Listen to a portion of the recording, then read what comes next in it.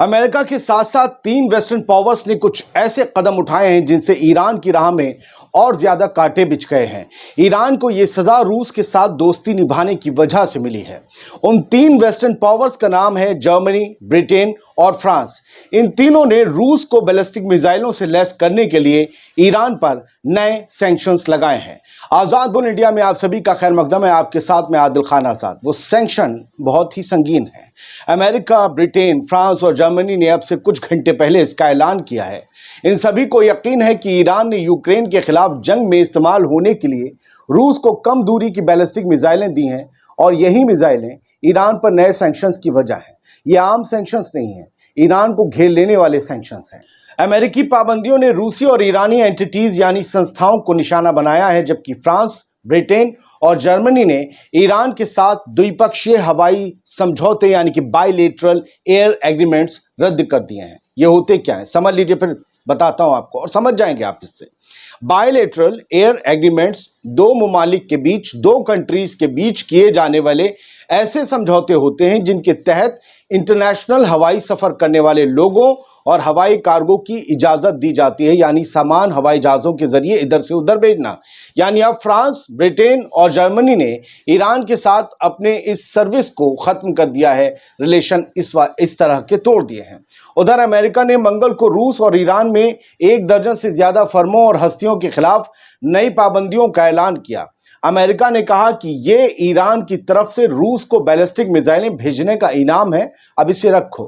अमेरिकी treasury department ने एक बयान में कहा कि इन सैंक्शंस में ईरान के डिफेंस सेक्टर का सपोर्ट करने में शामिल 10 लोगों और 6 कंपनियों को निशाना बनाया गया है और ईरान को हथियार बनाने के लिए जरूरी कंपोनेंट्स पहुंचाने और वेपन सिस्टम की डिलीवरी करने में शामिल 4 जहाजों की पहचान की गई है। इन जहाजों की कंपनियों और मालिकों को निशाना बनाया गया है।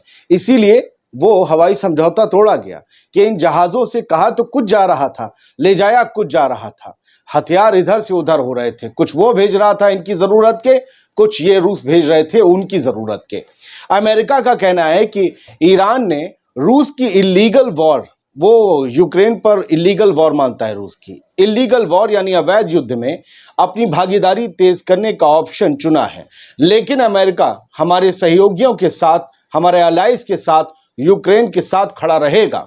ब्रिटेन ने कहा कि उसने तेहरान पर नई पाबंदियों के तहत यूके और ईरान के बीच सभी सीधी हवाई सेवाओं को, एयर सर्विस को बंद करना शुरू कर दिया है। ब्रिटेन ने कहा कि इस कदम से ब्रिटेन में ईरान एयर की फ्लाइट्स उड़ान नहीं भर सकेंगी।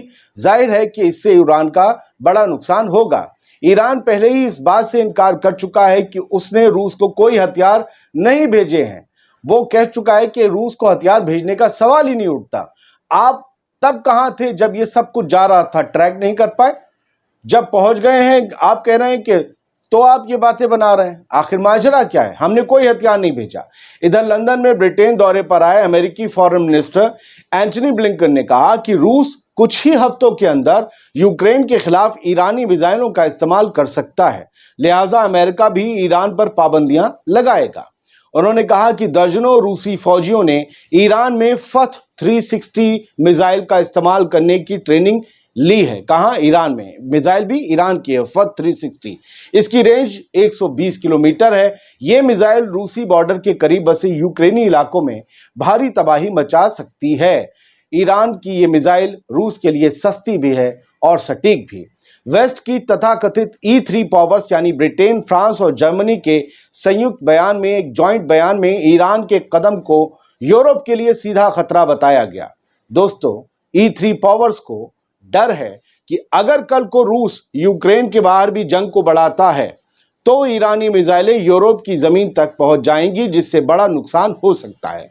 असल में ये पूरा खेल यूक्रेन में अपनी इज्जत बचाने, रूस को मजबूत ना होने देने, उसे जीतने ना देने और इजराइल के खिलाफ रेजिस्टेंस का मजबूत जाल बुन रहे ईरान को कमजोर करने की नजर से भी देखा जाना चाहिए। क्या आपने इस खबर को इस तरीके से देखा? जरूर बताइएगा। आजाद बोल इंडिया आप ही का चैनल है, कर लीजिए सब्सक्राइब। ये नई कोशिश है छोटी स्टोरीज आपको देने की। बताइएगा कैसी लगी।